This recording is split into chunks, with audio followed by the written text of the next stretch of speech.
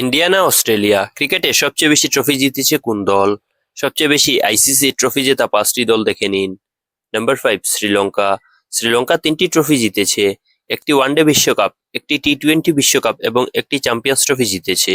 Champions ট্রফিতে তাদের টাইটেলটা ছিল ভারতের সাথে যৌথভাবে। নাম্বার 4 পাকিস্তান। পাকিস্তান 3টি ট্রফি জিতেছে, একটি ওয়ানডে বিশ্বকাপ, একটি টি-20 বিশ্বকাপ ও চ্যাম্পিয়ন্স ট্রফি জিতেছে। Number 3 West Indies. West Indies মোট 5টি ট্রফি জিতেছে। ওয়েস্ট ইন্ডিজ ক্রিকেটে সোনালী সময় পেরিয়ে গেলেও তাদের অর্জনগুলো থেকে গেছে।